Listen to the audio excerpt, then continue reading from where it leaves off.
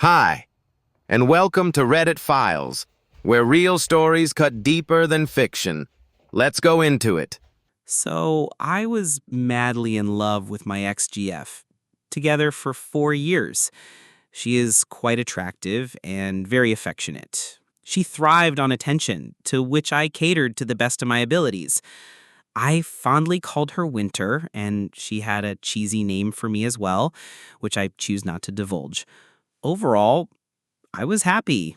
I earned significantly more than her, apart from the fact that my grandparents left me a hefty amount of money. Although she lived in her own apartment, we live in a very conservative country. Live-in relationships are a big taboo. Most of the stuff in it was mine.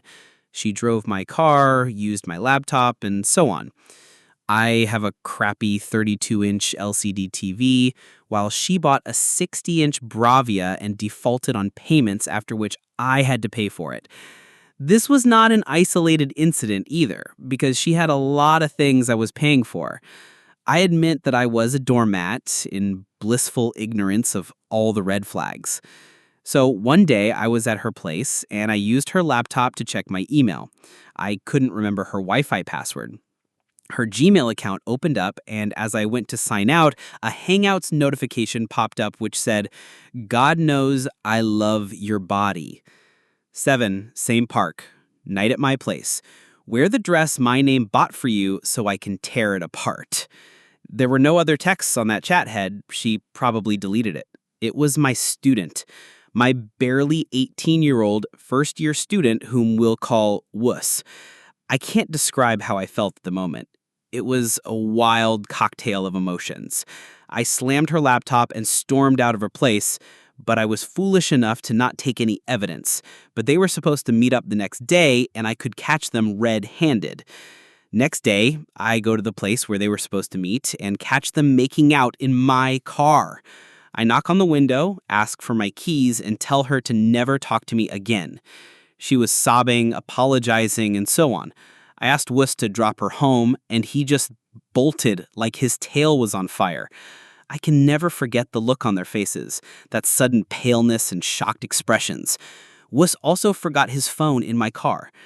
Meanwhile, I'm being bombarded with texts of her apologizing. I then block her. I spent the next 2 days drinking myself to oblivion, and hungover me left a lot of fuzzy details in the post.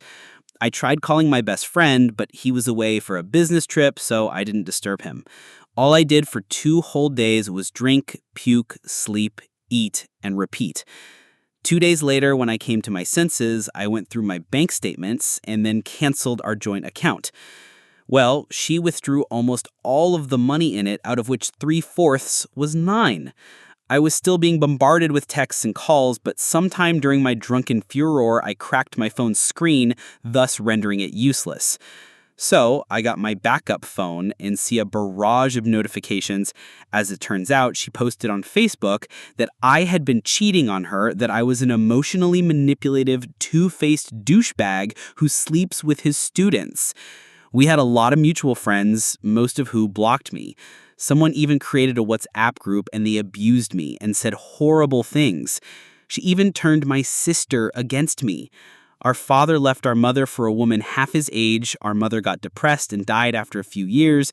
Thus, she was overtly sensitive about infidelity. But X was also horribly manipulative, and she pushed all the right buttons to make my sister hate me. X was hitting all the past wounds she knew about our father. She said things like, "chip off the old block," and "he's just like your father," and many more horrible made-up things. She got very depressed because of this, and also several of her friends were on my ex's side. This has probably put a permanent strain on our relationship. Word about X's Facebook post spread like wildfire in the college. They pinned a shy, socially awkward girl as being my mistress and shamed that poor girl. To be honest, I have never even noticed her. The revenge. Finally, the part everyone was waiting for. She effectively ruined my reputation and goodwill I had created in my community and among my peers, put my job in jeopardy. She turned my only family, my sister, against me. I later show her the apology texts my ex sent me, and then she apologized to me because clearly I was the victim, not her. Several kind Redditors suggested I contact a lawyer, which I did. So the next day, when I went for work to take a few days off, I see Wuss and his father waiting for me. Somehow I resisted the urge to punch him. He apologized and told me that he'd do anything so as to not get him out of college. I asked him if he'd testify in my favor, and he obliged. I did tell him that I won't be able to save him because that was out of my powers. He told me he would still testify in my favor, and he sent me several screenshots of his chats with X, thus confirming that she was cheating on me and not the other way around. I pressed charges under IPC, Indian Penal Code, Section 499, defamation, 500 and 504, intentional insult with intent to provoke breach of the peace. The day of the hearing was frankly the best day of my life since the breakup. She said a lot of malignant things about me, was yelling a lot to the point that the judge had to scold her. Her lawyer did ask for an out-of-court settlement, but I politely declined because it is not only my life she has inevitably screwed over. It would have been a lot more cheaper and I'd gotten some dough, but fuck her. This was quite a scandal, but since I have a tenure of 5 years, they can't fire me. I was transferred to another college. Same pay, same incentives, but I'll have to travel a bit more than I prefer.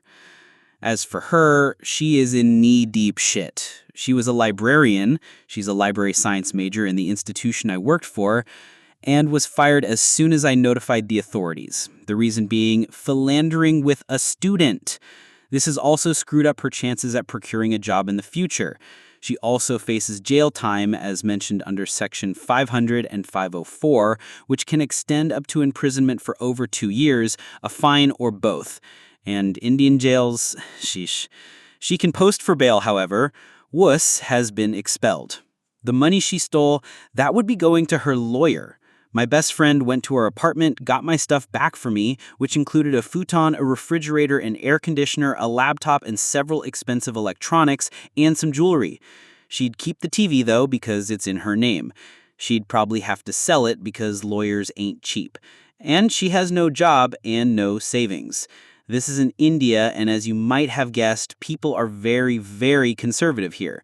At some point, she will have to reach out to her parents, who still think she is virgin. Thanks for being here on Reddit Files. If this story spoke to you in any way, drop a comment below and tell us what moment in this story hit you hardest. Or have you ever had a silent turning point in your own relationship that changed everything? Your stories matter too, and this community listens. Don't forget to like, subscribe, and share if you know someone who needs to hear this. Until next time, stay kind, but never invisible.